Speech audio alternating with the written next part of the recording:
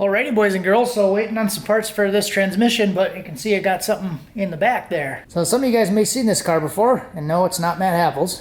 This is the car that was just on Hunter's channel at Hunter Tuned.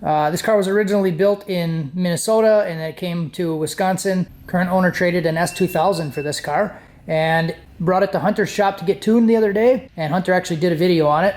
So basically he didn't want to tune it because there was some stuff that was wrong with it, so that's why it's here. So I saw Hunter's video and saw some of the stuff that needed to get done, and knew Hunter was kind of busy, so I offered to actually do some of the work on it, get it kind of where it needs to be so Hunter can actually tune it. So that's why it's here. So I'll kind of go over some of the stuff that needs to get done, and you'll kind of understand why Hunter didn't really want to tune it before this stuff was done. So some of the stuff is not really as big of a deal as some other things, but we'll go through some of it. So just giving it a quick once over. One of the first things I see is that this coil pack here has a bunch of these little butt connectors on it. So probably end up doing like a new coil harness, get those connectors off of there, just because I don't like those splices, especially on a coil pack. And this is a stock bottom end Gen 3 motor, so really don't want to be messing around with any ignition issues. This throttle cable is just like kind of loose flopping around in here, so I'll adjust that guy. I think we're going to end up putting a better catch can on it.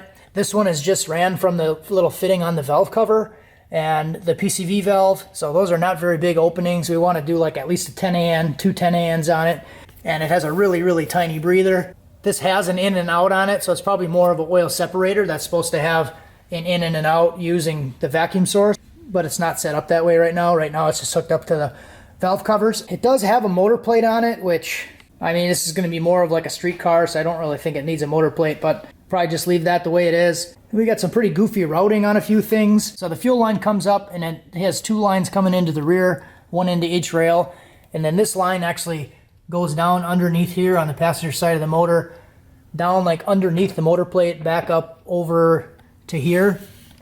And then it kind of sneaks up back this way. So it's just kind of a big excessive line underneath the motor. So there's probably a way we can shorten that stuff up, make that a little better. The steam vent line, this line actually comes down underneath the throttle body, down through here, behind the power steering pump, and then into the bottom line over here. And then this bottom line, this bottom radiator hose, comes over here, coupler into like a stainless pipe, and then back underneath the motor over there and up here to a swivel. So I might see if we can do something a little different than that. There's also a single zip tie that's connected to the oil drain line for the turbo, keeping the hose off the balancer. So if that zip tie breaks, that lower hose is going to run right into the balancer. And those rubber hoses do tend to swell a bit. So I would guess when it's running and up to temp, it's probably already getting pretty close to the balancer. So there's not really much room for error there if that zip tie breaks. Both of the oil drain lines, one comes over here, kind of has some heat wrap on it, and then it comes out underneath over here, and it goes into a Y. It goes into a Y down there, so it actually looks like 2 8s, two maybe a -10. So we'll look at seeing if we can fix that, maybe go to like a timing cover or into the front of the oil pan, something like that. Shorten those lines up, make them bigger. He did say at one point he was having issues with it smoking, so that might have been part of it. He said he changed the oil on it and then it stopped smoking, so we could probably fix some of that stuff. One of the big issues too is that this wastegate is only like several inches off the ground. So they actually hit the wastegate on the ground and it smashed the wastegate in to the pipe, and it basically collapsed that pipe. And I think the pipe is broken, but that looks like a 2.5 inch pipe. And that wastegate tube is actually pushed like more than halfway through that pipe. This is using truck manifolds, but they go down a lot before they come back up. And then the wastegate section is like really long sticking out of there. So we'll probably raise that stuff up.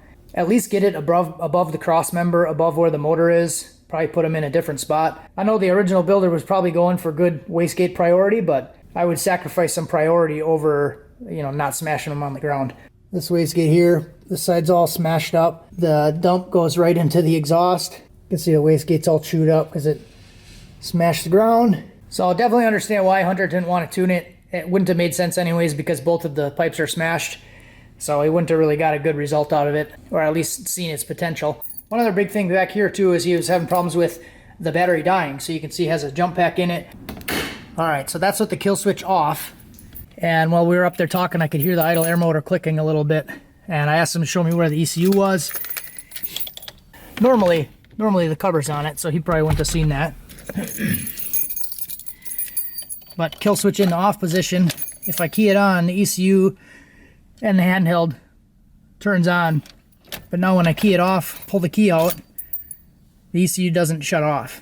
So, and again, that's with the kill switch in the off position. So I'll go and try to crank it, just so you know I'm not crazy here. The car doesn't crank. But if I flip the kill switch on, it turns the power off. And now when I flip it back off, it stays off. So it does cycle power with the kill switch. But in the off position, if I key it on and off, the ECU stays on, doesn't shut off. And another big concern with that is if I have the kill switch in the on position, I can start it. It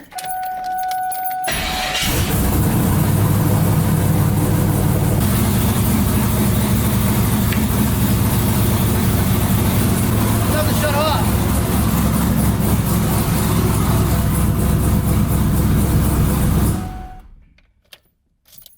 So, kill switch doesn't kill the engine when you turn the switch. So the idea behind a kill switch is it's a safety feature. It's not like a anti-theft feature, as some people consider it. So now there's one other thing I want to show you before I explain this. If I go under the car here, these are the fuel lines coming out from the tank. And that one right there is rubbed almost all the way through. It's actually rubbed through the black threads, and it's rubbed through the steel braiding. So there's a little bit of a better angle. It's actually starting to wear through the braiding, steel braiding, and rubbing into the rubber hose. So now imagine something like that. Fuel line breaks, gets fuel under the tires, car goes into the wall, flips over. Now you're pinned in the car, you got fuel spraying out, safety crew runs up and hits the kill switch, and the car doesn't shut off. So the idea behind the kill switch is you want to shut the ECU and everything off. You don't want power to be able to backfeed to the ECU, because the safety crew should be able to run up to the back of the car, hit the kill switch, and shut everything off and then put the fire out, right? So that would be a difficult thing for them to be able to put the fire out if it's continuously adding fuel there. So basically we just kind of want to clean this thing up and make it a little bit safer for the guy.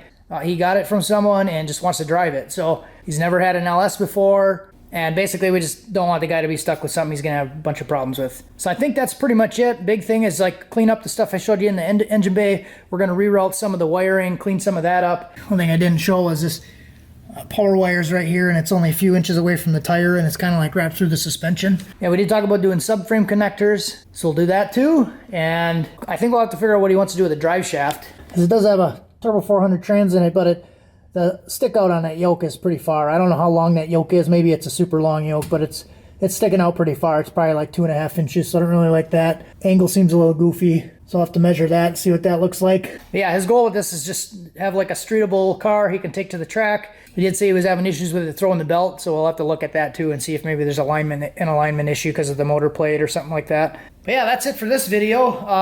This will be kind of a cool project. I do have some stuff I want to do to the truck over the winter. We'll finish up working on this transmission here. I think I showed that in the last video too, that I did get the roll cage and stuff for this. So that's kind of really my big changes that I want to do for this truck over the winter. So this kind of work as some filler for now. Do the roll cage. I want to pull the motor and like clean up the firewall, do some bulkhead connectors, stuff like that. So subscribe to the channel, stick around, and this thing should be pretty fun to work on.